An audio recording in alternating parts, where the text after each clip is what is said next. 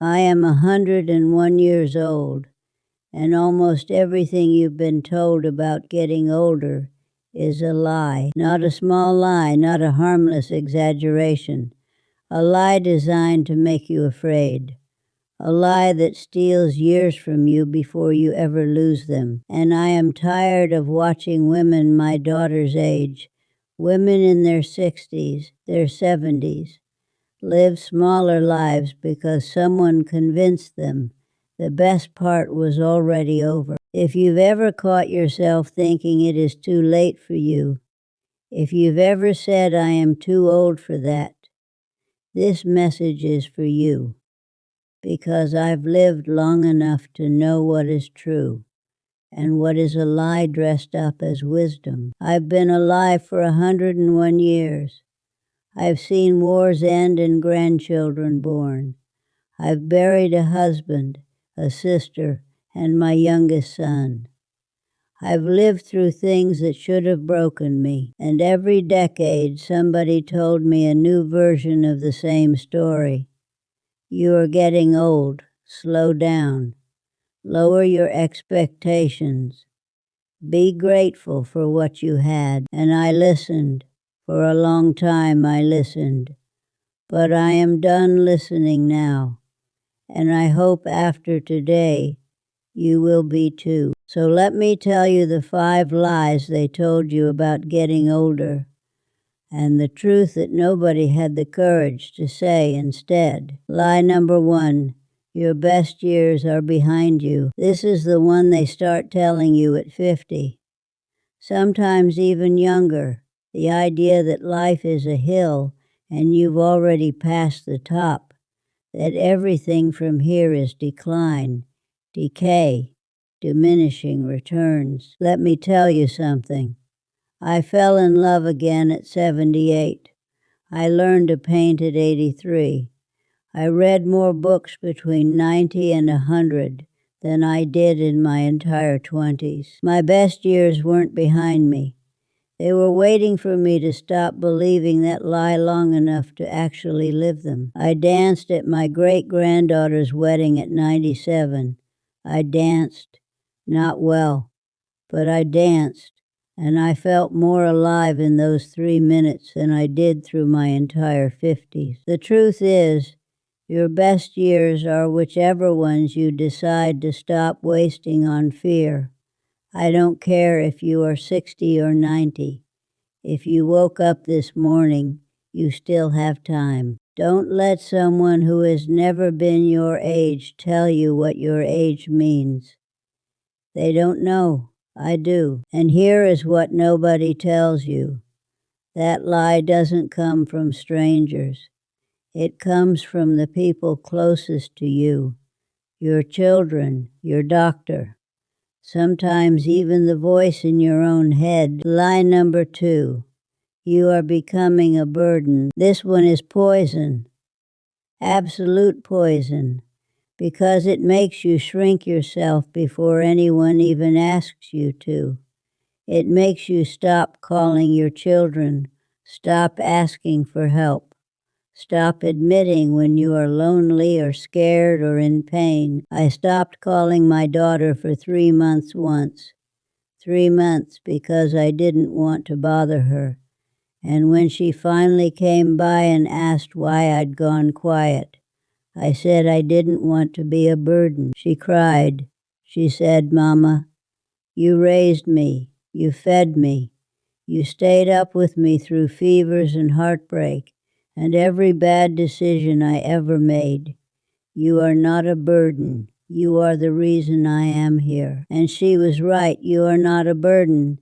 You are a person who spent decades carrying other people. And now it is their turn to carry a little bit of you. That is not weakness. That is love coming back around. Ask for help. Pick up the phone. Let someone bring you dinner. You did it for them 1,000 times without thinking. Let them do it once without you apologizing. But this next one might sting a little because you've probably been repeating it to yourself for years without realizing it. Lie number 3. Nobody wants to hear what you think anymore, that your opinions are outdated, that your stories are boring, that you should sit quietly and let the younger people talk, that the world has moved on without you and your perspective doesn't matter. That is a lie, and it is a dangerous one, because when you stop speaking, you stop existing in the conversation, and when you stop existing in the conversation, people start making decisions about your life without asking you. I was silenced at a family dinner once. My grandson was talking about politics, and I offered my view. And my son said, "Mom, that is not really how it works anymore. Not how it works anymore." As if 101 years of watching the world gives you less authority than a 20-minute podcast. I didn't argue, but I never forgot how small it made me feel. Your voice matters. Your experience matters. And if someone makes you feel like your words are taking up too much room, they're telling you more about themselves than they are about you. Speak anyway, even if your voice shakes, even if nobody in the room is listening, because the woman sitting next to you who has been silent for 20 years needs to hear someone like her speak up first. Stay with me. This one is important. Lie number 4. It is too late to start something new, too late to learn an instrument, too late to travel, too late to write that book, too late to leave that church, that club, that neighborhood, too late to change your mind about the life you've been living. My friend Ruth started learning piano at 74. She wasn't good. She'll tell you that herself.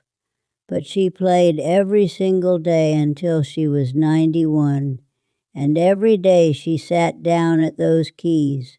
She was more alive than most people half her age. It is not about being good at it. It is about being brave enough to begin when the whole world tells you it is not worth starting. I started writing letters to my grandchildren at 96.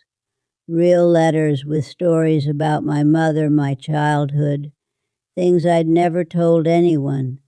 Those letters are the most important thing I've ever made, and I almost didn't make them because I thought it was too late. Nothing is too late until you are gone, and you are still here. So what are you waiting for? The world will tell you to sit down, to rest, to accept. But your heart knows better. Your heart has been whispering start for years. It is time you listened. And here is what nobody tells you. This last lie is the cruelest, because it doesn't just take your future, it takes your present. Lie number 5. You should be grateful for what you have and stop wanting more. Grateful. That word has been weaponized against every woman I've ever known. You survived cancer. Be grateful. Your husband only yells, he doesn't hit. Be grateful. You have a roof over your head, even if you are desperately lonely. Be grateful. Gratitude is beautiful when it comes from your own heart. But when someone else uses it to keep you quiet, to keep you small, to keep you from asking for more, it is not gratitude, it is a cage. I was told to be grateful for my first marriage. 40 years of being told I should be thankful he came home at all. Thankful he provided. Thankful he didn't leave. And I was grateful until I realized that gratitude without joy is just endurance with a nicer name. You are allowed to want more at 60, at 80. At 101, you are allowed to want laughter and adventure and love and surprise and beauty. Wanting more doesn't make you ungrateful. It makes you alive. Gratitude and desire can live in the same heart. You can be thankful for what you have and still reach for what you deserve.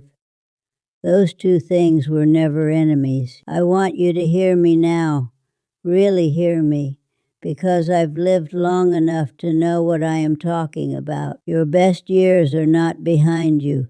You are not a burden. Your voice still matters. It is never too late, and you are allowed to want more. Those are not opinions. Those are truths I've earned with 101 years of living, and I wouldn't trade a single wrinkle for the certainty they gave me. I wasted my 60s believing lie number 1. I wasted my 70s believing lie number 2. I didn't start truly living until I was nearly 80. And the only thing I regret is not calling those lies what they were sooner. So don't waste your years the way I wasted mine. You have the truth now. What you do with it is up to you. If this reached you today, leave me a comment. Tell me which lie you believe the longest. I want to hear your story, because every time one of us says it out loud, the lie gets a little weaker. And if nobody's told you this lately, you are not too old, you are not too much, and your life is not over. It is just finally becoming yours. Take care of yourself, sweetheart. The truth looks good on you.